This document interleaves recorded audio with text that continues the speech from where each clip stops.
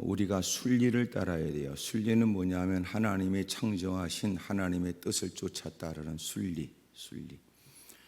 요새는 세상에 너무나 가슴 아프게도 성평등을 빙자해서 양성평등을 짓밟았어요. 그러니까 성평등이 뭐냐면 주님이 우리에게 말씀하시는 양성평등이 맞는데, 남자와 여자가 맞는데, 요새는 스스로가 자기의 성을 결정하여, 그래서 어떤 성, 소위 동성애들도 인정받아야 된다, 이것을 인권이라고 사기치는 거거든요. 그러니까 순리는 뭐냐, 하나님이 우리를 창조하실 때 남자와 여자로 창조하신 것처럼 남자로서 여자로서의 순리를 따라야 된단 말이에요. 순리를.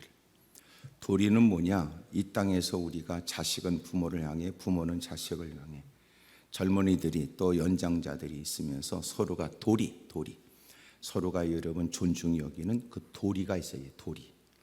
근데 마지막 때는 폐륜적 사건들이 늘어나는 건 부모가 자식을 사랑하는 건 마땅하고 자식은 부모를 공경하는 것이 마땅한데, 오히려 자식의 손에 목숨을 잇는 부모도 있고, 또 핏덩이 같은 아이들이 그렇게 부모에 의해서 목숨을 잃기도 하니까 세상에 이런 도리가 짓밟혀졌다. 순리도 깨졌고 도리도 깨졌다. 또 하나 더 중요한 건 우리에게는 진리가 있잖아요. 진리가. 하나님께서 충분히 깨닫게 하시고 알게 하셨는데 그 진리에 관해서 역행하는 일을 하는 거예요. 그러니까 세상이 얼마나 타락했는가 느껴지죠. 그러니까 이렇게 더러워진 세상에서 제일 우리에게 힘든 것이 뭐냐면 끝까지 그럼에도 불구하고 있어야 될 자리에 있고 지켜야 될 것을 지키고 행할 일을 여전히 행하는 것, 이것이 대단히 중요한 일이에요. 그러니까 이런 부분의 일들이 마치 세상에선 유난스럽고 미련하게 보여지는 이 세상이 가슴 아프죠. 마땅한 일을 왜 마땅하다고 말하지 않는가? 여러분, 진리 안에 들어오면 우리가 지금까지 서슴없이 행했던 반복됐던 일들, 마땅하다고 여겼고 합당하다고 생각했던 일들에 관해서 그 모든 개념이 뒤집어져요. 사울이 교회를 참여하려고 사력을 다했고 예수님을 믿는 사람은 끌어다가 죽일 수 있다면 죽여야 되고, 스데반은 죽어 마땅하다고 사람들이 돌을 던질 때 그들이 벗어놓은 옷을 지키면서 그가 죽는 것은 마땅하다고 얘기했어요. 마땅하다고. 그러다가 남다른 열심으로 다메섹에 있는 유대인들 가운데 예수님을 그리스도다, 예수님은 부활하셨다라고 예수님을 따르는 사람들이 있다는 정보를 받고 사내들인 공회에 공식적 합당한 공문을 가지고 사람들을 끌고 다메섹으로 가게 됩니다. 그런데 다메섹 도상에서 정오에 더 빛보다 강한 빛으로 나타나신 주님을 만나게 되고, 거꾸로진 그가 두려움 속에서 당신은 누구냐고 물었을 때 주님은 나는 네가 핍박하는 예수다 라고 말씀하시고, 앞을 보지 못하고 식음을 전폐하는 사흘 동안의 시간을 보내면서 그의 삶에는 어마어마한 큰 충격에 모든 것들을 다시 정리하는 시간을 갖게 되었어요. 다메섹에 있는 주님의 제자인 아나니아를 통해서 그를 위해 기도해 줘라. 어찌 그 사람한테 내가 저 기도하겠습니까? 요새 들려지는 예루살렘에서의 그의 악명 높은 행실을 우리가 알고 있는데, 그런데 주님께서는 아니다. 그는 내가 이방인들을 위해서 내가 쓰는 복음 증거의 그릇이다 라고 가르쳐 주시고, 가서 그에게 안수한 즉 그가 눈에 비늘 같은 것들이 벗겨지게 되고, 비로소 그가 예수님을 그리스도라고 당당하게 전하게 되었어요. 그러면서 이제는 예수님을 믿는 사람은 죽여야 된다, 이것을 마땅하게 여겼다가 이제는 예수님을 경험하고 나서 주님을 위해서 죽는 것은 최고의 영광된 일이다 라고 마땅한 일이 바뀐 거예요. 그러니까 진리 안에 들어온 사람은 지금까지 자기가 살아왔던 삶의 방식에 당연하게 습득하고 배웠던 그 모든 것들의 변화가 일어나죠. 성경은 그것을 새로운 피조물이라고 얘기해요. 그것은 지금까지 그가 생각했던 모든 것들의 지각 변동이 일어나고 지금까지 주장했고 가치 있다고 여겨 그래서 사력을 다하고 애썼던 모든 일들이 저 근본부터 완전히 뒤집어지는 거예요. 이제는 최고의 영광은 쌓았던 모든 명성이라도 주를 위해서 기꺼이 내버리는 것이 가장 영광된 일인 줄 알고 자기가 쌓았던 그 어떤 거라도 그는 기꺼이 배설물처럼 버렸어요. 배설물이 똥입니다. 똥. 배설물처럼 여겼다. 그리고 기꺼이 복음을 증거하는 일에 무사람들이 다 부러워했던 로마의 시민권도 가는 곳곳마다 복음을 위해서 때로는 필요하여 그것을 드러내긴 했지만 그것을 자랑하는 목적이 아니었어요. 그러니까 오직 주님이었어요. 오직. 그러므로 바울 서신을 보면 그리스도 안에서, 주님 안에서, 예수 안에서, 예수로 인하여 전부 다 그랬어요.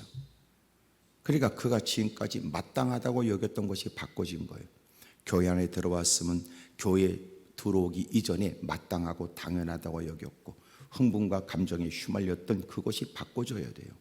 이제는 주님을 섬기고 주님이 기뻐하시는 일을 그 어떤 것보다 우선으로 여기고 하나님의 영광을 받으신다. 그것은 기꺼이 내 삶을 걸만한 일로 여기고 그것 때문에 치러야 될 것이 있다면 기쁨으로 그 값을 치러가면서라도 주님의 영광을 위해 살겠다.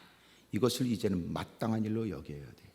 교회 안에 들어왔는데도 여전히도 그가 마땅한 일로 여기는 세상 것들이 달라지지 않아 오히려 세상 사람들이 심취하고 마음을 빼앗기는 것들 하나님의 전에서 그들을 오히려 부러워하고 있는 건 얼마나 끔찍하며 그들에게 우리는 어떻게 보여질까 생각하라고요.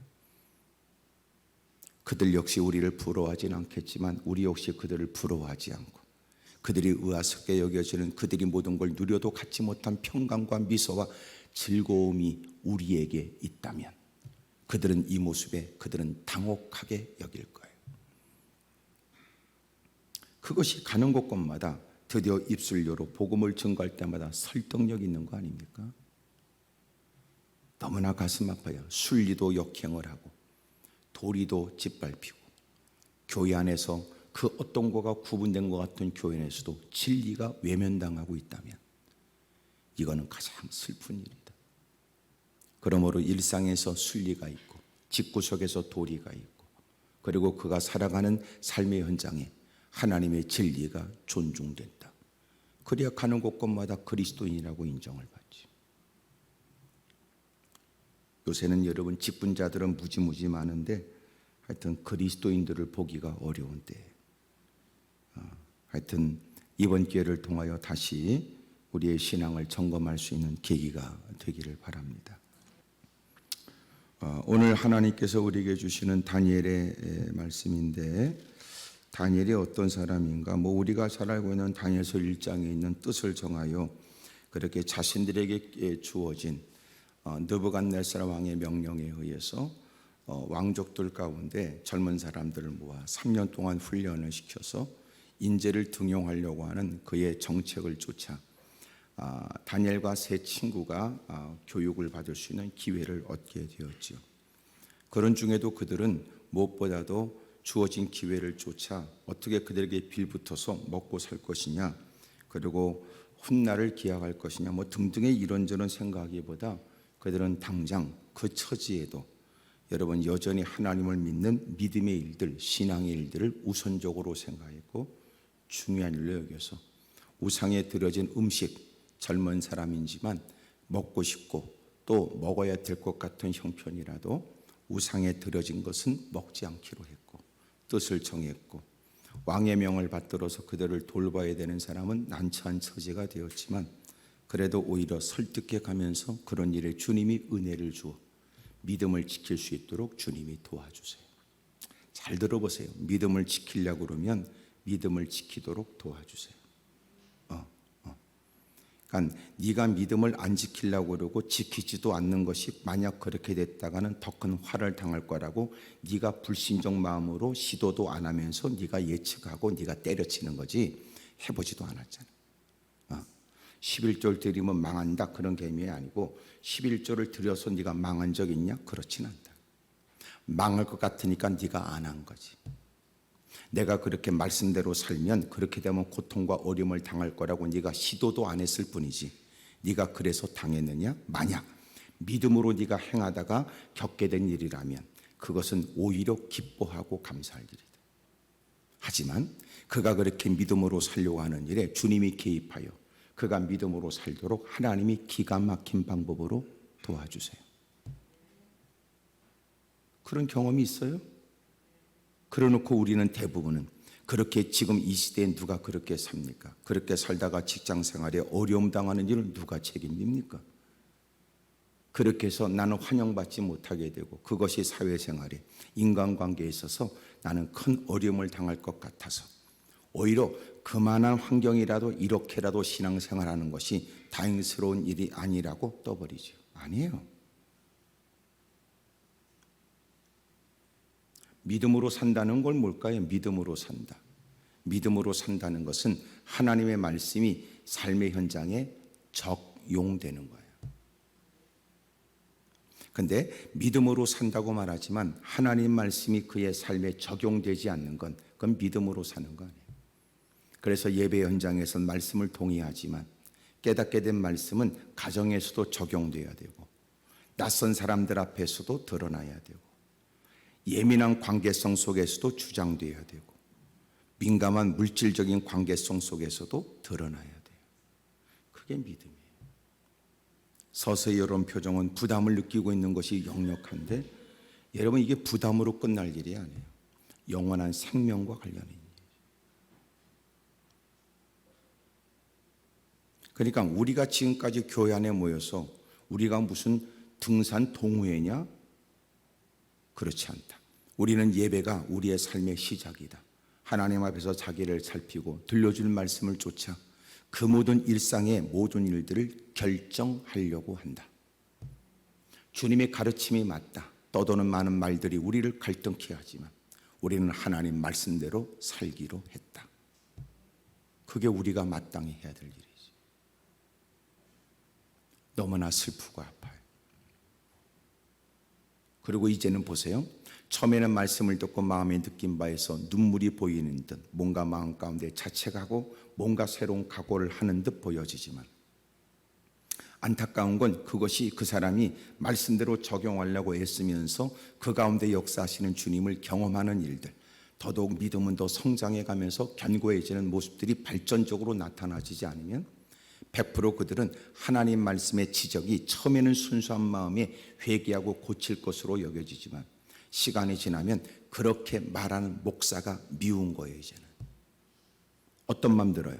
점점 그렇게 살지 못하는 핑계를 대다가 드디어 목사가 그런 말 하는 걸 입을 봉하게 하고 싶어요. 그러다가 자기가 목사와 견줘서 이길 승산이 없다 싶으면 교회를 떠나는 거죠. 그런 것들이 교회를 떠난다고 말씀에서부터 자유할 수가 없어요. 왜냐하면 훗날 때가 되면 주님 앞에서 그 말씀, 네가 피한 말씀과 정면으로 부딪혀야 될 때가 오니까. 오늘 주신 말씀 앞에 자유해야 된단 말이에요. 그렇지 않으면 끝까지 그 말씀은 여러분들이 맞부딪혀야 될 일이에요. 그리고 그 말씀이 너를 정죄하죠.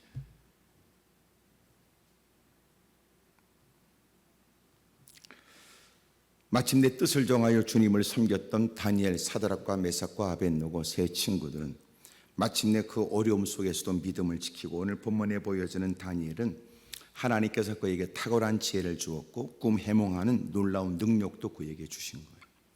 그런 신실한 신앙생활을 했지요. 이미 오늘 본문 이전에 6장 1절에 나오는 다리오 왕 때예요. 다리오 왕 때가 어느 때냐? 5장 30절. 그날 밤에 갈대아 왕 벨사살이 죽임을 당하였고 메대 사람 다리오가 나라를 얻은 거예요. 그러니까 바벨론으로 있다가 바벨론은 메대 나라가 되고 그 다음에 메대 나라가 그 다음에 파사, 페르시아가 되거든요. 그런데 여기 느부갓네살 왕 그리고 그의 아들 벨사살이 왕이 됐어요. 그때까지 다니엘은 많은 사람들에게 국사를 논하는 중요한 위치에 있는 사람이었다고요. 그런데 갈대아 왕 벨사살이 죽임을 당하고 메대 사람 다리오가 나라를 얻었어요. 그러니까 정권이 바뀐 게 아니에요. 나라가 바뀌었어요. 그러나 다니엘의 위상은 변함이 없어요. 놀랍죠? 그러니까 하나님의 신실한 사람, 하나님이 주신 듯한 지혜로 살아가는 사람, 신실하고 성실한 사람, 믿음이 견고한 사람은요, 어떤 누구라도 그를 필요로 해요. 그러니까 세상에 어떻게 여러분 그들의 간을 맞춰 살 게 아니고요, 하나님 앞에 바르게 살면 그런 사람은 세상에 어떤 누구라도 그를 필요로 합니다. 근데 그 생각을 안 하더라고요. 잠시 그들이 신앙을 빙자하지만 신앙은 핑계거리고, 진짜 우리가 신실하고 성실하고 하나님이 주는 지혜가 있고, 여러분 그 모든 일처리가 탁월한데 누가 그런 사람을 마다하겠어요? 실력도 개떡같이 없고, 성질은 지랄 같고, 불성실하고, 돈만 많이 퍼먹으려고 그러고, 놀기만 딜이하려고 그러고, 누가 그런 사람을 좋아합니까? 설령 그런 것들이 교회를 다닌다 할지라도 오너가 교회를 다녀도 그런 것들은 자르고 싶어. 왜? 덕이 안 돼.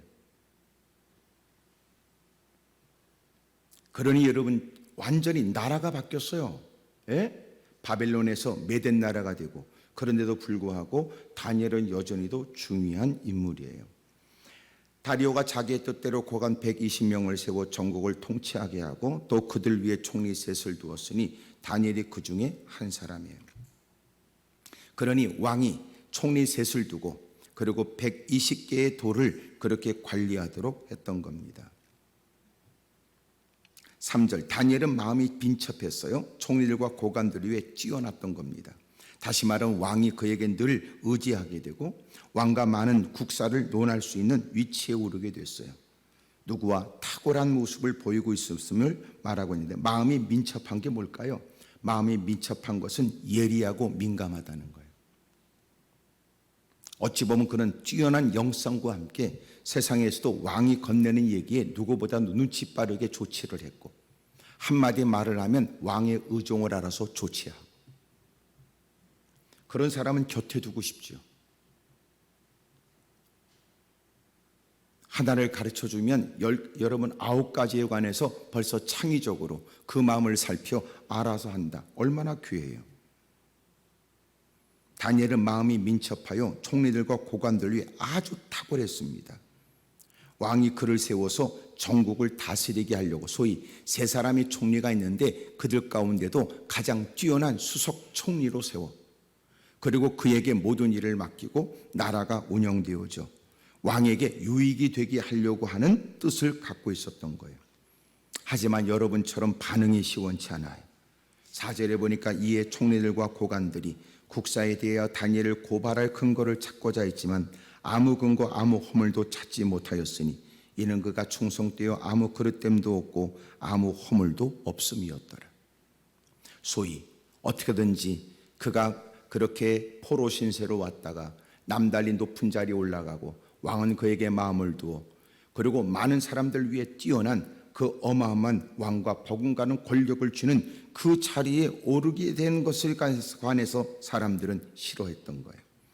시기하는 사람들이 어떻게든지 그를 여러분 죽였으면 좋겠다는 마음을 품게 되었습니다. 하지만 그에게서 이것저것을 따져 혹시 허물이 있을까, 무슨 문제가 있을까 아무리 뒤져봤지만 그는 본캐가 뭐냐, 본캐가 애들 많이 쓰는 본캐가 뭐냐, 본래 캐릭터는 그는 그리스도인이에요.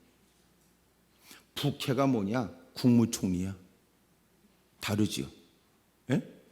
그러니까 그는 자기가 지금 높은 지위에 있고 왕의 총애를 받고 무사람들이 함부로 말할 수 없는 지위를 갖고 있는 건 사실이지만 그는 언제나 잊지 않아.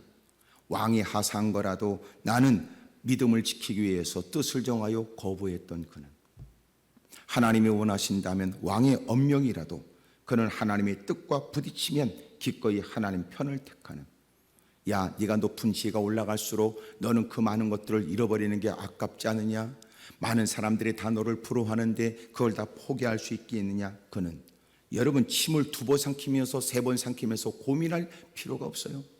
그는 즉각적 그 말에 관해서 나는 주를 위해서 산다. 주를 위해서 기꺼이 나는 주님을 섬기기 위해서 이 모든 걸 언제라도 어느 때라도 버릴 수 있다. 이런 사람이라고. 그러니 아무리 뒤져봐도 이 사람은 허물이 없어요. 문제가 없어요.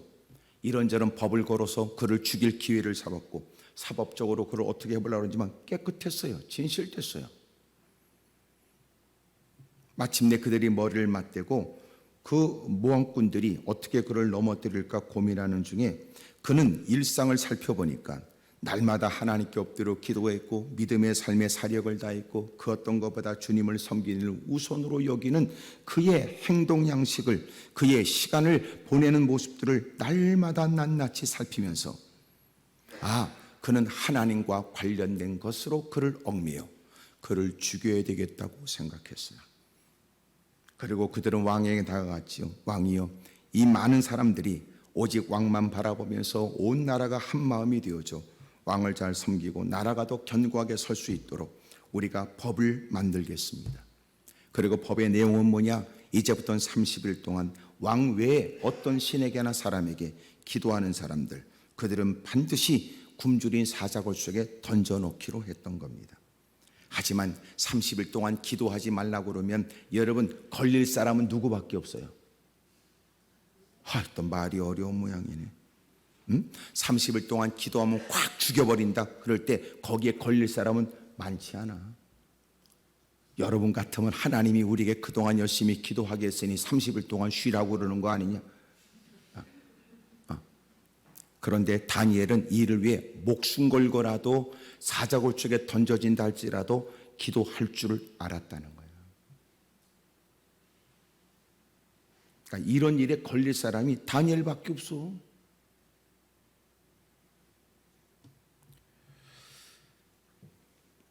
그들은 일단 목표를 다니엘로 삼았으니 그의 삶을 살펴봤고, 그런데 이미 하나님께서 여러분 그를 지금까지 지켜보며 남다른 위치에 세워졌는데 사람들은 어떻게든지 그의 자리를 여러분 무너뜨리고 내려오게 하고 목숨을 끊으려고 사력을 다하는 일에 그는 요동함이 없어요. 견고했어요. 조서를 내렸고 왕이라도 그 법을 바꿀 수 없도록 만들었는데 10절에 보니까 다니엘은 이 조서의 왕의 도장이 찍혀 사람들이 자기를 모함하고 자기를 죽이려는 계략 아래 왕이 이 사실을 알지 못하고 누구도 바꿀 수 없는 메대 바사에 여러분 법령을 정했다는 걸 알았지만 그는 늘상 했던 대로 자기 집에 돌아가서는 윗방에 올라가 예루살렘을 향한 창문을 열어놨으니 하나님께서 솔로몬에게 약속하신 대로 하나님의 전 그곳에 다가와 이런저런 일들을 하나님께 하려는 기도에 응답해달라고 하는 솔로몬의 기도에 주님이 약속하셨고 어느 곳에 있든지 예루살렘 성전을 바라보고 엎드려 기도하는 그의 기도도 응답해 주시겠다고 하셨으니 여러분 이들은 포로의 시설로 왔지만 그 먼 곳에서도 또 그렇게 예루살렘을 향하여 하나님을 향하는 마음이요 하나님의 은혜를 구하는 중심이요 하나님의 약속을 신뢰하는 마음으로 그렇게 예루살렘을 향하여 창문을 열어놓고 늘 했던 대로 하루에 3번씩 무릎을 꿇고 간절히 기도했어요. 더 놀라운 건 하나님께 감사하면서 기도했다는 거예요. 우리는 의아스럽지요. 이런 처지, 이런 상황에 무슨 감사거리가 있는가? 보세요. 제가 그랬어요. 숨은 그림 찾기, 숨은 그림 찾기는 여러분 이 그림들 뭐 애들 오락한다고 그러고 뭐 그런 책들을 보면 있다. 숨은 그림 찾기, 숨은 그림. 여전히 여러분 스토리가 있는 그림을 그려놓고 그리고 옆에다가 써놨더라고. 숨은 그림 찾기. 옆에 주걱, 가위, 의자, 모자 뭐 이런 거 써놨더라고. 예? 그러니까 거기 스토리가 있는 그림을 그려놨는데 그 그림 사이에서 아주 교묘하게 그 여러분 그 그림 속에서 그 여러 가지 숨은 그림 찾기 10몇 가지 뭐 이런 거 있더라고. 나도 그래서 한번 찾아본다고 했는데 안 보이더라고. 눈을 반쯤 감았다 떴다 하고 뒤집어보고 세워보고 막 별짓을 다 했는데도 여러분 찾는 게 몇 개 안 되대. 그런데 정답 보니까 동그라미 쳐놓은 거 보니까 거기 다 있더라. 예? 다 있더라. 근데 그것도 자주 해봐야 그게 는다는 거야. 예? 신앙생활을 성장하면 일상 변함없이 그냥 평상시 사람의 평범한 일상처럼 보여지는데 어느 날 하나님 찾기 숨은 그림 찾기 이런 일에 능숙해지면 여러분 평범한 일상 가운데도 주님이 보여지기 시작한다는 거예요.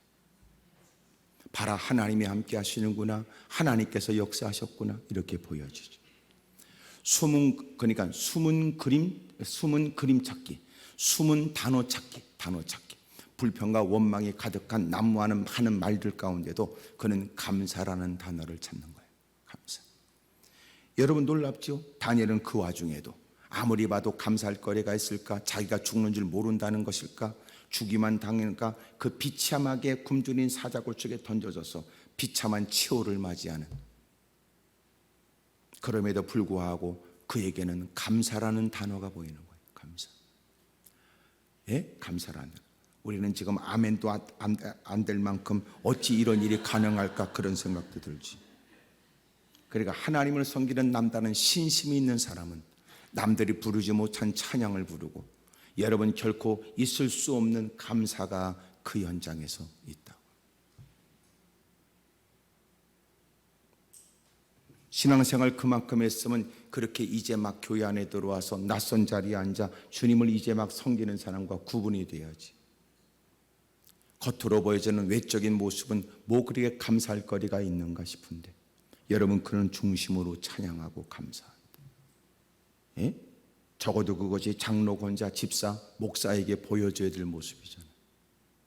믿지 않는 사람들이 우리를 볼 때 과연 여러분 믿는 사람과 믿지 않는 사람의 차이를 뭘로 느낄 것 같아요? 돈 많은 거 아니에요? 우리는 돈에 환장해서 그따고 얘기하지, 그거 아니에요. 오히려 고난과 위기를 만나면 한숨 쉬고 좌절하고 절망할 수 있는, 여러분 충분히 공감이 될 만한 형편에 그 고난과 시련 앞에 그가 보이는 태도가 다른 거거든. 오히려 그것 때문에 하나님의 살아계시다고 깨닫는 사람이 많다는 거예요. 그것 때문에. 마침내 하루에 3번씩 엎드려 기도했던 그 모습이, 왕이 그렇게 법을 만들어서 죽여버린다, 그렇게 사자굴 속에 던져낸다는 얘기를 누구보다 잘 알고 있는 고위 공직에 위치해 있는 사람인데도 자기 집에 돌아가서 예루살렘을 향하여 창문을 열어놓고 간절히 기도했어요. 어떻게? 감사하며 기도했다. 이런 일들은 지켜봤던 사람들에게 당연히 보여졌고, 보여질 수 있다는 것을 모르지 않는 그는 사람들이 어떻게 말하는지 그는 개의치 않았어요. 내게 베푸신 하나님의 은혜, 내게 선한 일을 시작하여 오늘이 있게 하신 하나님의 은혜를 그는 잊을 수 없었지요. 내가 뭐든지 하나님의 영광을 위해 살아야 될 이유가 있다는 걸 분명히 느끼고 있는 그는 남다른 위치에 오르게 된 것도 주님의 은혜요, 남다른 환경 속에 있는 것은 하나님의 거룩한 영광을 드러내라는 주님의 여러분 뜻이 있다고 그는 믿었을 뿐이에요. 그렇기 때문에 여러분 그 지위를 지키기 위해서 주님을 등질 수가 없었어요. 사람들은 드디어 이 사실을 전부 다 증거를 채증해서 드디어 왕에게 고발했어요. 12절, 이에 그들이 나가서 왕의 금령에 관하여 왕께 아뢰니다. 아주 간교하죠. 먼저 물은 거예요. 왕이여, 금령의 왕의 도장을 찍어서 이제부터 30일 동안에 누구든지 왕 외에 어떤 신에게나 사람에게 구하면 사자굴에 던져놓기로 하지 않았습니까?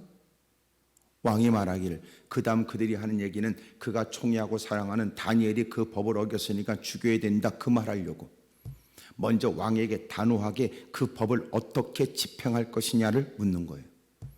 누구든지 외에 없이 내가 그렇게 메대와 파사에 고칠 수 없는 그 규례를 내가 정했으니 어떤 누구라도 이것은 바꿀 수가 없다. 왕이 위엄 있게 그 신하들 앞에서 아주 멋지게 얘기했는데, 그들이 13절, 그들이 왕 앞에 말하 이르되 왕이여, 사로잡혀온 유다 자손 중에 다니엘이 왕과 왕의 도장에 찍힌 금령을 존중하지 않고 하루에 3번씩 기도합니다. 왕의 명령을 무시하고 왕이 그렇게 총애하고 사랑했음에도 불구하고 왕의 법령을 모든 백성도 아는데 그도 또렷이 알고 있음에도 불구하고 그는 왕의 명령을 어기고 하루에 3번씩 기도했다는 거예요. 왕이 이 말을 듣고 그로 말미암아 심히 근심했어요. 다니엘을 구원하려고 마음을 쓰며 그를 건져내려고 힘을 다하며 해가 질 때까지 왕은 결정을 내리지 못했다고요. 어떻게 그를 살릴까 구명을 위해서 몸부림치지만 이런 기회를 놓칠 리가 없는 못된 인간들이 끊임없이 왕에게 말하기를, 이 모든 왕의 결정은 우리가 지켜보기에도 마음이 참 아프긴 하지만 씩 웃어가면서, 그러나 왕이 이번 기회를 통하여 모든 백성들에게 모두가 왕이 내린 법에 어떤 누구도 예외 없이 이 법은 집행이 된다는 걸 보여주십시오. 왕은 그를 끔찍이 사랑하지만 자기의 왕직을 내려놓으면서라도 그를 지킬 마음은 없었어요. 잊지 마세요. 예? 세상에 끝발이 있어 여러분 그들과의 관계성에 뭔가를 여러분이 계획할지 모르지만 그들이 그 모든 걸 포기하면서라도 아니에요. 사람을 의지하는 건 어리석은 일이다. 세상의 말 군대를 의지하는 건 미련한 일이다. 힘있고 끝발인 사람들이 마음을 뺏기지 말아라. 우리를 책임져 줄 분은 주님밖에 없어요. 다행스럽게 그는 하나님을 향한 믿음이 견고했습니다. 왕은 여러분 자기가 끔찍이 사랑하고 지키고 싶었지만 그도 어쩔 수 없이 15절 끊임없는 사람들이 요구 앞에 16절 이에 왕이 명령하며 다니엘을 끌어다가 사자굴에 넣어버렸어요. 왕이 다니엘에게 이르되 내가 항상 섬기는 너희 하나님이 너를 구원하시리라.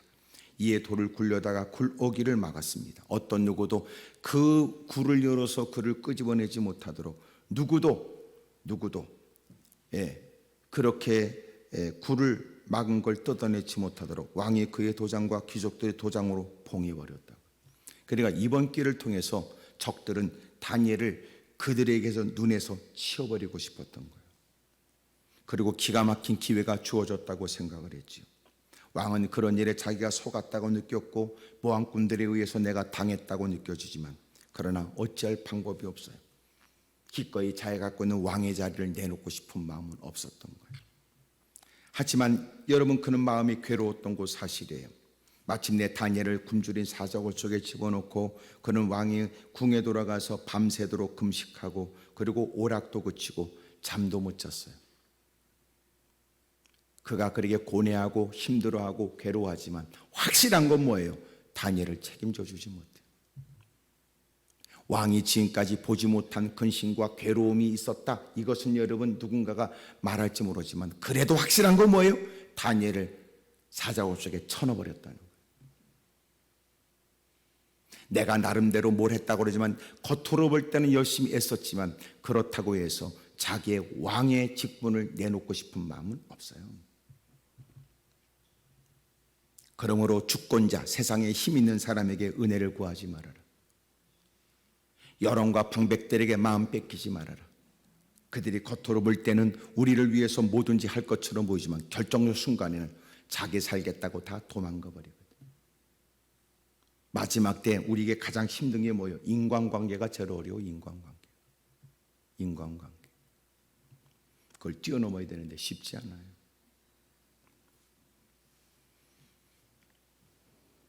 그럼에도 불구하고 하나님 편에 서 있는 견고한 신앙이 우리에게 필요해요.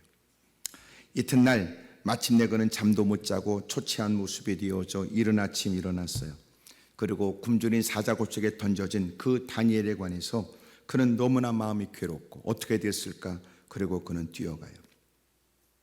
새벽에 일어나 급히 사자굴로 가서 다니엘의 등굴에 가까이 이르러서 슬피 소리질러 떨리는 음성에 자괴감에 너무나 괴로운 마음에 슬픈 모습으로 다니엘을 물었어요. 살아계시는 하나님의 종 다니엘아, 이 중요한 말이에요. 살아계시는 하나님의 종 다니엘아, 내가 항상 섬기는 네 하나님이 사자들에게서 능히 너를 구원하셨느냐 그랬어요. 그랬더니 21절 다니엘이 왕에게 아뢰되, 여러분 그 사자굴 그 안에서 왕이 애타는 마음으로 소리를 질러 슬픈 목소리로 그를 찾았는데 안에서 소리가 들려요. 어떻게 들렸을까? 왕이여 이여 이렇게 구리니까 원하건대 왕은 만서무강하옵소서 이렇게. 나의 하나님이 이미 그의 천사를 보내어 사자들이 입을 봉하셨으므로 사자들이 나를 상의하지 못하였으니 이는 나의 무지함이 그 앞에 명백함이오며 또 왕이여 나는 왕에게도 해를 끼치지 아니하였나이다. 그래. 여러분 굶주린 사자굴 속에 던져졌는데 하나님은 그 사자굴이 천사굴이 되게 하신 거예요. 놀랍지요? 세상에 악한 이들만 있는 게 아니에요. 하나님의 복병도 있다.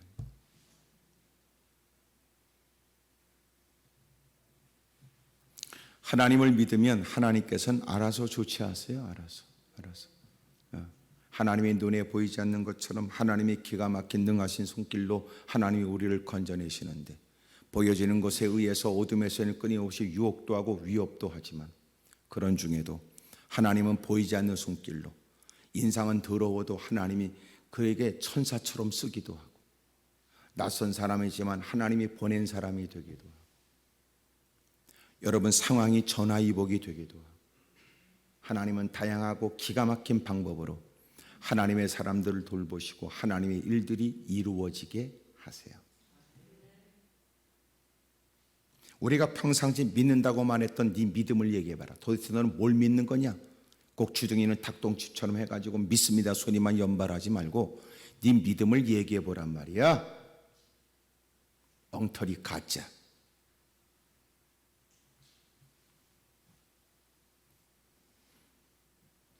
여러분, 그렇게 굶주린 사자굴 그 안에도 천사굴이 되다니. 천사굴. 높은 산이 거친 들이 초막이나 궁궐이나 내 주 예수 모신 곳이 그 어디나 하늘나라 그러는 거죠.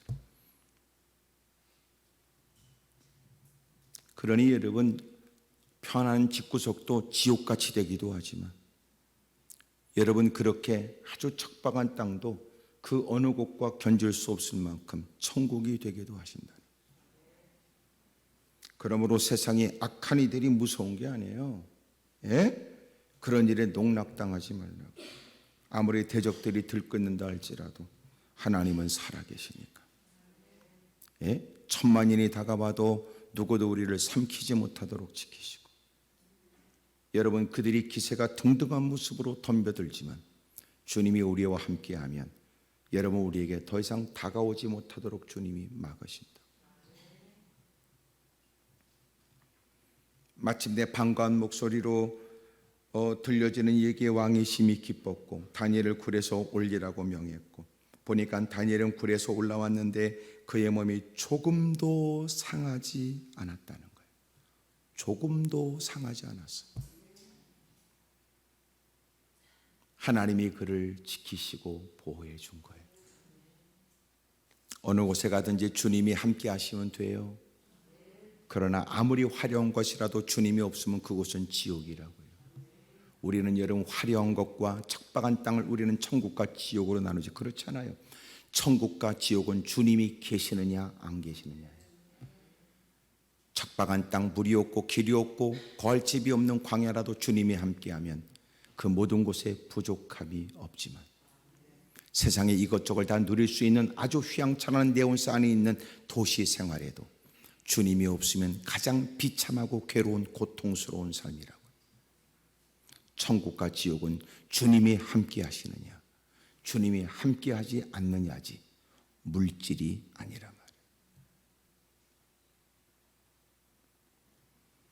왕이 말하여 다니엘을 참소한 사람을 끌어오게 하고 그들을 그들의 처자들과 함께 사자굴에 던져넣게 했어요. 여러분, 비로소 다니엘을 집어넣고 난 다음에 사건의 전말을 이해하기 시작했던 왕이, 이것은 모함꾼들에 의해서 내가 총애하는 다니엘을 그들이 시기함으로 나로 하여금 나라를 빙자하여 법을 만들게 하더니 결국은 이 법에 해당되는 다니엘을 죽일 생각이었다는 걸 알게 되죠. 이미 다니엘을 사자굴 속에 던져진 것 때문에 자책에 시달렸고, 여러분, 그것 때문에 너무나 괴로워했던 그가 마침내 하나님께서는 다니엘에게 은혜를 베풀어 그를 사자굴 속에서 천사를 보내서 그를 건져내 주시자 마침내 모함꾼들을 전부 다 잡았어요. 다니엘을 참소한 사람들을 끌어오게 하고 그들을 그들의 처자들과 함께 사자굴에 던져 넣어버렸다고. 근데 그들이 굴 바닥에 닿기도 전에 사자들이 곧 그들을 움켜서 그 뼈까지도 부서뜨렸대요. 다시 말하면 여러분, 다니엘이 그 밤에 있을 때 그 사자들이 멍청해서가 아니었다는 거예요. 천사굴이 되게 하셨고 하나님이 지켜주셨잖아요. 봐라, 이들이 멍청한 사자들이 아니다. 모함꾼들을 전부 다 굴비 엮듯이 엮어가지고 던졌더니 그들의 몸이 바닥에 떨어지기 전에 땅을 박차고 뛰어오르는 사자들이 그들의 몸을 움켰고 뼈를 으스러뜨렸다고 그러죠. 그때 사자들은 금식의 능력을 경험한 거예요. 지난밤 하나님이, 야, 너희가 아무리 사자라도 먹을 것과 먹지 않을 것은 구분해야지 이놈들아. 그러니 여러분, 천사에 의해서 그들은 다니엘을 건들지 못했고, 그들은 참소한 사람들을 묶어서 던졌는데 그들의 허기진 배를 그렇게 채웠다. 이에 다리오 왕이 온 땅에 있는 모든 백성과 나라들과 언어가 다른 모든 나라들에게 조소를 내렸습니다. 원하건대 너에게 큰 평강이 있을지어다 라고 그는 모든 사람들에게 다 조소를 내린 거예요. 그 내용은 이래요.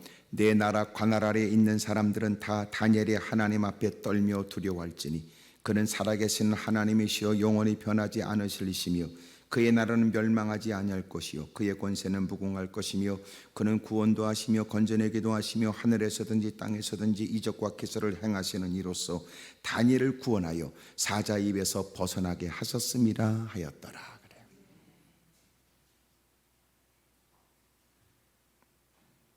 여러분, 왕의 흥분 속에 다니엘을 통하여 하나님을 본 거예요. 그토록 그가 하나님을 섬겼던 그 사람, 마땅히 죽어야 될 자리에서 하나님이 그를 보존하여 살려주셨으니 그를 통하여 그가 믿었던 하나님을 보게 된 거예요. 그리고 그는 말하기를 그는 구원도 하시며 건져내기도 하시며 하늘에서든지 땅에서든지 이적과 기사를 행하시는 이로써 다니엘을 구원하여 사자 입에서 벗어나게 하셨습니다. 나는 여러분의 비난하는 사람이 결국 그럼에도 불구하고 믿음을 지키고 때로는 인내가 필요하겠으나 하나님 말씀대로 살아가는 여러분을 통해 그들도 입술을 열어 나는 지금까지 하나님을 알지 못했으나 나는 그렇게 미련하게 보였던 그러나 신실한 신앙생활하는 그를 통하여 나는 하나님을 보게 되었다. 여러분, 그런 고백이 그들에게 있게 되길 바라요. 멋지잖아요. 예?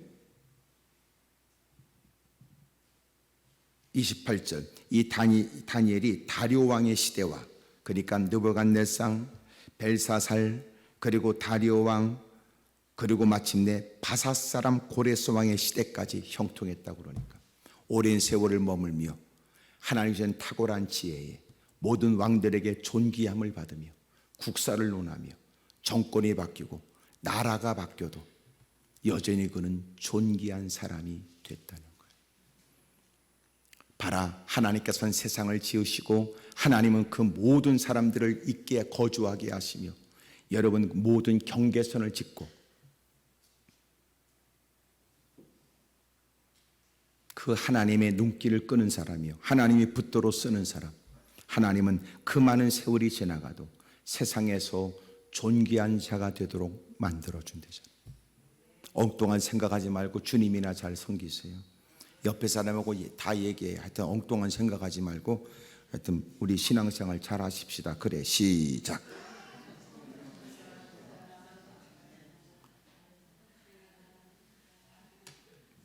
꼭 옆에 사람 얘기처럼 그렇게 말하면 옆에 사람 기분 나쁘니까 자기의 얘기처럼 해야 돼. 자기 얘기처럼. 응? 세상에 이것저것 마음 뺏기지 말아라. 세상의 이름 문화가 달라지고 소위 문명의 충돌이 일어날 만큼 새로운 문명이 생기고 세상의 이름은 이런저런 많은 일이 있고 정권이 바뀌거나 나라가 바뀌거나 숱한 많은 일들이 세상에 막 일어나고 있지만 그럼에도 불구하고 여전히 하나님은 섭리 아래 절대 주권으로 그 모든 일을 지금도 이루세요. 하나님 마음에 들고자 하는 일을 주님은 놓친 적이 없고 하나님의 뜻을 따르겠다는 사람을 주님이 주목하시고 그 여러분 낮과 밤이 없이 주님은 그를 살피시면서 그를 책임져 주지요. 믿음으로 잘 살면 돼요. 말씀대로 잘 살면 돼. 근데 그 생각은 안 하고 자꾸 잔머리 굴리니까 되는 꼬라지가 없는 거예요. 오늘 중요한 말씀을 들으려고 그래요. 여기 20절에 있는 20절 읽어요. 시작.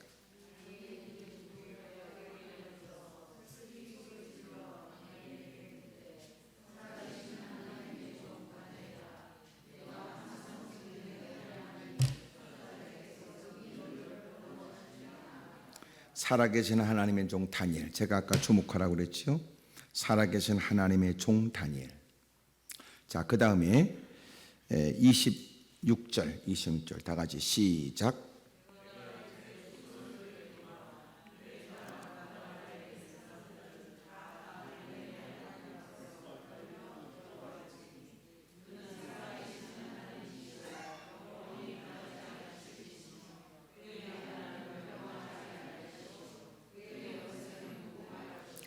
자, 아까 20절에는 뭐냐면 살아계신 하나님의 종 다니엘이에요. 그런데 26절에는 다니엘의 하나님이에요. 뭘 느끼세요? 여러분, 자작굴 속에서 건져내신 하나님에 관해서 여기에 다리오 왕이 많은 사람들이 조수를 내릴 때 하는 얘기예요. 내 나라 관할 아래에 있는 사람들은 다 다니엘의 하나님 앞에서 떨며 두려워해라. 그가 말하는 다니엘의 하나님, 다니엘의 하나님, 이 집사, 하여튼 김 집사의 하나님이 아니라 다니엘의 하나님. 그 다니엘은 어떤 사람인데요? 다니엘은 20절에 살아계신 하나님의 종 다니엘이에요. 대단히 중요한 말이에요. 하나님의 종 다니엘로 살면, 하나님의 종으로 사는 다니엘에게 하나님은 나는 그 다니엘의 하나님이라고 자신을 드러내신 거예요. 잘 들어보세요. 사람들에게 미련하게 보여주고 고집스럽기도 하고 꼭 그렇게까지 해야 되느냐라고 보여지면서 끝까지 환경보다는 무사람이 부러워하는 그 지위보다는 오직 믿음의 일들의 사력을 다하는 사람. 그는 모든 매사일에 왕이 볼 때 어떠느냐 이게 아니라 무사람이 어떻게 인식되느냐 그게 아니라 사람들과 체면체통 이것 따지지 않고 가장 중요한 건 그는 하나님의 종으로 산 거예요. 그러니 보세요. 결정적 순간에는 왕도 그를 어찌하지 못하잖아요. 다행스럽지요. 만약 그가 인생을 왕에게 걸었다면 그는 죽었을 것이다.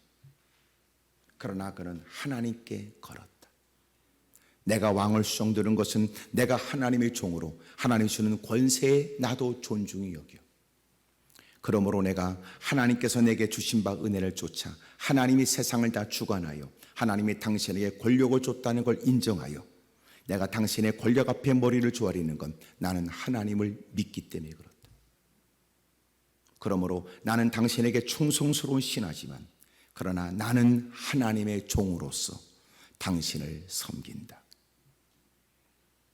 만약 그것이 신앙과 부딪히는 일이라면 기꺼이 나는 하나님의 종으로서 당신이 세운 법에 의해서 나는 죽을 수도 있다. 하나님의 종 다니엘. 근데 놀라운 건 그가 믿는 그 하나님이 그래 내가 그 사람의 하나님이다 라고 나타내 주신 거예요. 그가 보였던 지금까지의 사력을 다하고 애쓰는 일들이 헛된 일이 아니라는 거죠. 봐라, 그가 하나님은 살아계시고 하나님의 뜻대로 살아야 된다고 몸부림치는 일들. 사람들은 유난스럽다고 말할지 모른다. 야, 나도 같은 교회를 다니지만 그렇게까지 할 거 뭐였냐? 이렇게 말하는 사람들. 나도 같은 시간 예배를 드렸고 같은 설교를 듣는데 왜 너만 유독 그러느냐라고 말할지 모른다. 하지만 나는 하나님을 그렇게 섬길 수는 없다. 나는 하나님의 종으로 살 것이다. 아까 민첩하다는 말이 나왔던 것처럼 그는 뛰어난 영성을 갖고 하나님 말씀에 민감하게 반응한다. 깨달은 바를 서슴없이 지체함이 없이 순종한다. 차일피일 뒤로 미루지 않는다. 하던 일을 멈추고 하나님 일들이 우선순위에 제일 먼저다. 왜냐하면 나는 하나님의 종이니까. 누가 볼 때는 꼭 그렇게까지 할 거냐고 말할지 모르고 왜 직장에서도 일상에서도 왜 너는 자꾸만 신앙의 일들을 왜 일에 개입하냐고 말할지 모르지만 우리는 또렷하게 얘기한다. 내가 내 신앙이 너를 해했단 말이냐 해왔단 말이냐. 그러나 의도적으로 보세요. 세상은 영적 전쟁터예요. 내가 그에게 요구한 것도 없고 내가 그를 잘못되게 한 것도 없지만 우리의 신앙에 관해서 끊임없이 문제 제기를 해요.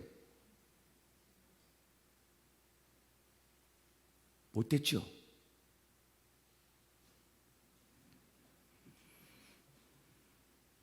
그런 일에 이르면 굴복하고 그런 일에 기죽어 가니까 그것들이 더 기성을 부리는 거예요. 내가 너한테 뭘 어쨌다고 네가 감히 내 신앙을 건드려. 한 번쯤 해본 소리로 난 느끼지 않는다. 이건 내가 단호하게 맞설 일이다. 이건 내가 목숨 걸 일이다. 삶이 공고할 때 누가 나를 건져내 줬으며 죄악에 시달려 한숨 쉬고 탄식할 때 누가 나를 건졌단 말이냐.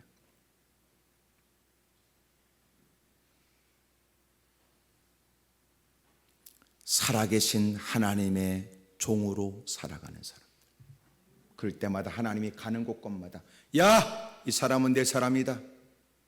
야, 내가 이 사람의 하나님이다. 내가 이 사람의 하나님이다 라고 나타내 주셨다. 다리오 왕이 말하기를 살아계신 하나님의 종 다니엘아, 항상 섬겼던 네 하나님이 너를 도와주느냐. 그 하나님이 너를 도와주기를 원한다. 그런데 하나님이 굶주린 사자굴 속에서 그를 건져내 주신 거예요. 그가 사람들에게 조소를 내려 말하기를 다니엘의 하나님, 그분은 살아계신 전능자다. 그 말이죠.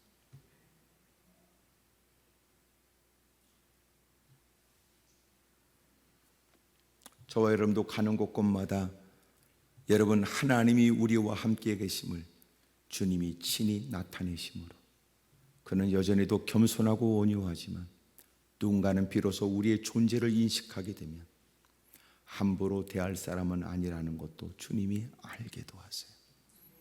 저 사람 건들면 유익이 없을 것 같다. 어느 부부의 얘기를 들으면서 남편이 그렇게 여러분 교회 다니는 걸, 아내가 교회 다니는 걸 못마땅하게 여겼지만 아내는 늘 기도하면서 남편을 위해 기도했고, 그렇게 기도하는 아내를 바라보면서 그렇게까지 만류할 일은 아니라고 싶어 그저 지켜봤지만 늘 엎드려 기도하는 일들, 그런데 서서히 아내가 엎드려 기도하는 일이 자기와 관련된다는 걸 느끼기 시작했다. 회사 일도 잘 알지 못하지만 그럼에도 불구하고 엎드려 기도하는 아내의 기도에 의해서 여러분 회사에 꼬인 것들도 해결되고, 아내가 엎드려 기도하는 일들이 내 사업과 내 생활에 무슨 관련이 있는가 싶었는데 아내의 기도가 자기와 관련이 있다는 걸 느끼기 시작한 거예요. 이제는 부정할 수 없으니까 그래도 남자들은 지가 또 사내라고 그러잖아. 사내. 그러니까 그런 일을 대놓고 평상시 시큰둥했던 아내의 기도에 관해서 뭐라고 말하기가 좀 솔직히 자존심 쉽지 않으니까 어느 날 아이고 야, 이 사람아 그것도 왜 기도해보지 그래? 또 이렇게 기도 좀 해줘. 이 말은 또 더럽게 지가 못하지요. 지가 또 사내라고. 왜? 기도 좀 해보지? 비아냥거리도 툭 던진 얘기. 그러면서도 아내가 기도해 주기를 원하는. 근데 시간이 지날수록 아내의 기도가 헛되지 않다는 걸 알았어요. 그리고 저한테 고백하더라고요. 목사님, 이제는 아내가 무섭습니다. 그러더라고요. 저렇게 유약하고 연약한 아내가 기도한다고 그러면 더 무섭대. 에? 마치 그의 기도를 하나님은 들으시고 하나님의 역사하신다는 걸 번번이 의심 속에서도 부정할 수 없도록 경험한 그는. 사랑하는 여러분, 우리가 하나님이 내 편이라고 헛소리하지 말고 네가 하나님의 종으로 살라고요. 이제는 내가 하나님의 종으로 살겠습니다. 이번에 성례를 통하여 하나님이 우리에게 주시는 건 그거예요. 예? 그거. 하나님이 나의 하나님이심을 삶의 현장에서 증명해달라고 말하기보다 무엇보다 우리에게 중요한 건 살아계신 하나님의 종으로 살았던 다니엘처럼 살아계신 하나님의 종으로서 우리가 사는 거예요.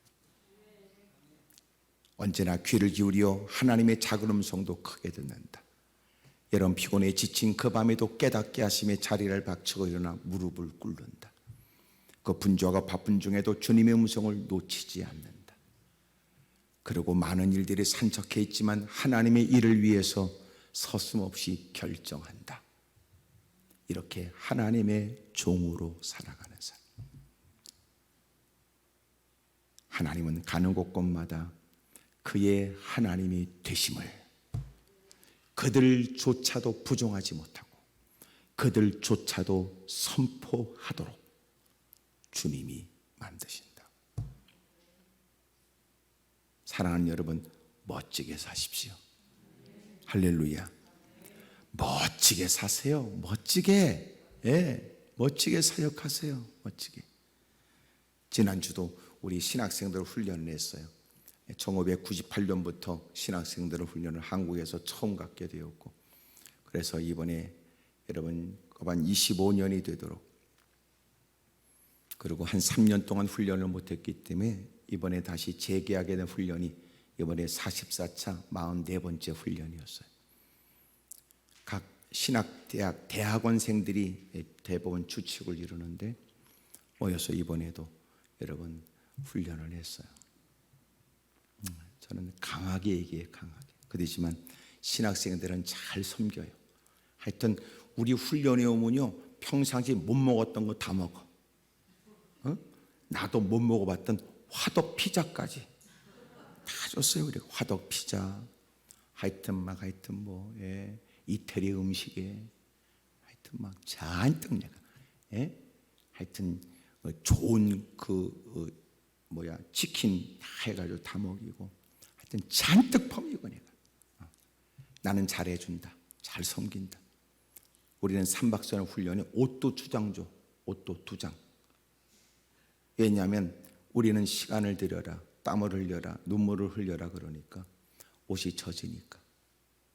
그래서 또 열심히 땀을 흘리고 훈련하고 난 다음에 또 옷을 또 바꿔줘.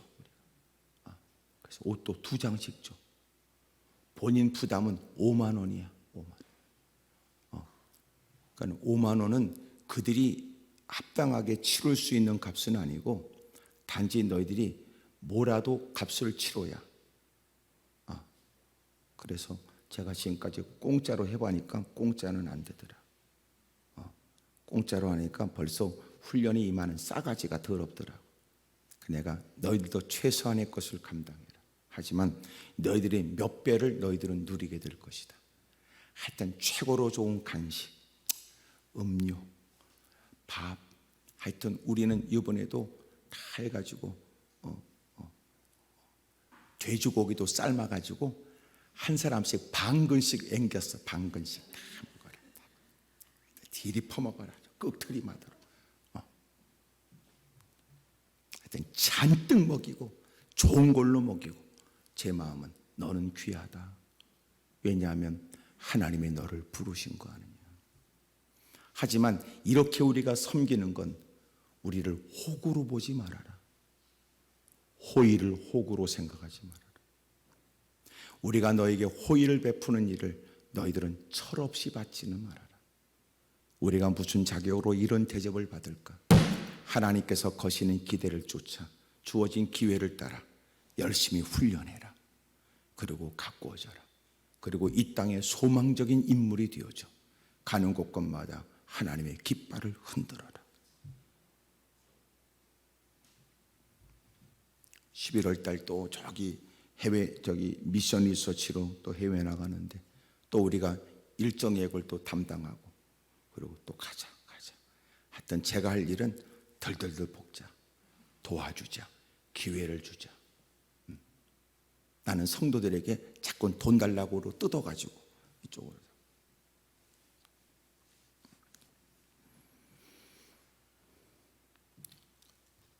그렇게 해서 나도 유통시켜야 돼. 돈이 유통되도록 이렇게. 그래서 잘 섬기는 것이 우리가 해야 될 일이죠. 멋지게 하세요. 멋지게. 이번 훈련도 끝나고 나서 우리 스태프들 모여서 회의하면서, 야, 더 최고로 해줘라. 더 최고로. 하여튼 커피 한 잔도 최고로 해줘라. 하여튼 그 어느 곳에서 경험하지 못한 최고의 것을 되어주라. 그러나 가르쳐줘라. 우리가 호구가 아니라는 걸 가르쳐줘라.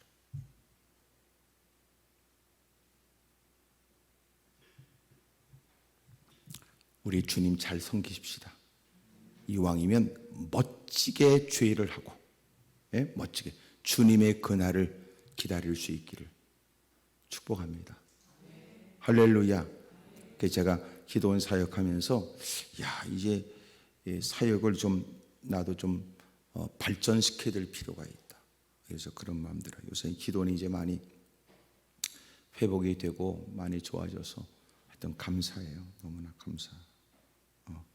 그래도 유튜브를 해서 유튜브 때문에 기도원을 찾는 분들도 점점 늘어나고 이제 주차할 데가 없어가지고 저희도 주차를 하게 되면 200대 이상이 들어오는데 요새는 뭐 다들 뭐 차 한 대씩 끌고 오니까 무슨 뭐 차만 더럽게 많고 앉아있는 사람은 또 그만큼 없는 것 같기도 하고 그러더라고. 어쨌든 올라와서들 은혜를 받고 그러는데 하여튼 감사해요. 한국은 그런 걸 보면 희망은 있어. 희망은 있어. 내가 막 싸납게도 하는데도 그래도 와서 이게 내가 볼 때는 싸납게 했는데도 왔다. 난 그런 줄 알았는데 모르고 올라온 사람들이 많더라. 싸납게 했는데 올라왔구나. 난 이 생각했는데 가만히 보니까 못 모르고 올라와서 내가 싸나운 걸 확인하고 가는 사람이 많더라. 그래도 괜찮아요. 예? 그래도 순간 듣기는 좀 그래도 틀린 말은 아니니까. 그렇잖아요. 목사가 또 언제 보겠다고 여러분에게 비유 맞힐 마음이 있겠어. 하나님의 뜻대로 살겠다고 하나님 전에 다가왔고 여러분 역시도 또 이렇게 부흥회를 하는 것은 늘 해왔던 일이기 때문이라는 연례 행사가 아니라 이번에도 하나님께서 들려주는 말씀이 무엇일까 듣고자 하는 사모하는 마음으로 이렇게 시작을 하고 있으니까 저도 여러분 서슴없이 얘기합니다만 여러분 우리가 하나님의 종으로 살아야 돼. 예? 그래서 종으로 산다는 게 뭔가 보세요. 여기 그는 다니엘은 어떤 사람인데 아무리 세상 기준으로 봐도 문제가 없었다는 거예요. 사법적으로도 문제가 없었다는 거예요. 요새 엉터리들 많잖아. 엉터리들 못 들었어요? 강남에 여러분 어떤 사람이 그 강남에 가서 강남에 새벽 기도를 빠지지 않는 사람인데 이 사람이 알고 보니까 봉사도 하고 537억 원을 사기쳤더라고. 교인을 대상으로 해서. 뉴스에 나왔던 얘기. 강남에 새벽 기도를 빠지지 않는 집사가 투자 명목으로 사람들에게 해서 537억 원을 해먹었다. 이따 집에 가서 여러분 뚫겨보면 다 나와요. 537억 원 그래도 뜰 거야. 강남의 집사 이래도 뜰 거야. 그러니까 내가 이렇게 성도들 만나면 약간 싸납게 해야 될 이유가 있지요. 그러니까 예배 자리에 있다고 여러분 착한 것도 아니고 믿음이 대빵 좋은 것도 아니고 그래서 이렇게 부흥회를 통해서 자기를 점검하고 말씀 앞에 성찰하고 성장할 여러분 계기로 삼아야 되고 옛날에는 당연했으나 오늘날 세상에 염려 걱정이 많은 세상에서 그 모습을 잃어버린 채 직분만 갖고 옛날처럼 착한 사람처럼 보여지는 사기꾼들이 많거든. 그러니까 주님을 배울 그날까지 끊임없이 자기를 살피지 않으면 목사라도 넘어질 일이요. 누구라도 장담할 수 있는 일이 아니에요. 하나님의 종으로 끊임없이 나는 세상 기준으로 봐도 문제가 없어야 된다. 그렇죠. 또 세상에 많은 사람들이 모함권이 있다고 살 길을 찾느라 하나님을 외면하고 그들과 손을 맞잡아서도 안 될 길이에요. 가는 길이 협잡하고 가는 길이 좁은 길이라 할지라도 하나님이 내게 베푸신 은혜를 쫓아 위기 앞에 하나님 앞에 감사거리 찾고 힘줘 기도하면서 더 믿음이 견고하게 주님의 뜻을 따르겠다고 힘쓰는 사람들, 끝까지 죽어도 하나님의 종으로 죽겠다는 사람. 내가 너희를 세상에 보내는 건 양을 이리 가운데 보내는 것 같다. 양이 이리 가운데 가면 어떻게 돼요? 어려워요? 못 봐서 모른다는 거예요? 뻔하죠. 허기진 배를 채우기 위해서는 뭐든지 하려고 하는 이리들이 뻔히 보여주는 자기 식사거리를 내버려 두려고 없이 핍박과 시련과 역경이 있겠지. 그래도 끝까지 견디는 자는 구원을 받는데 끝까지 견디는 건 뭘까요? 끝까지 견딘다는 말이 무슨 말일까? 핍박, 고난, 죽임도 당해요. 근데 끝까지 견디는 건 뭐예요? 끝까지 양으로 살다가 죽는 거예요. 상처를 입어도 양으로 입고, 죽어도 양으로 죽고, 병들어도 양으로 병들고, 끝까지 양을 지키는 거예요. 양의 모습을. 세상에서 여러분 편하게 사는 방법이 뭐예요? 이리들 가운데서 양이 핍박과 고난을 안 당하고 살 수 있는 방법은 뭘까요? 이리처럼 사는 거지. 이 새끼들아, 나도 이리야 이 새끼야.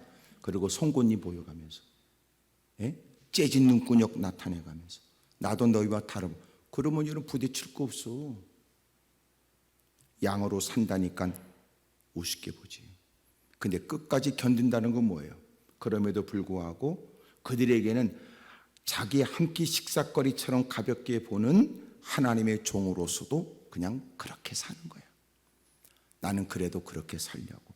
모함꾼들이 득세하는 것처럼 그래도 난 그렇게 살려고. 그들이 이긴 듯한 환경이 돼도 그렇게 살려고. 억울한 거 따진다면 이루다 말할 수 없지만 그래도 주님 앞에 부끄러움 없이 살려고.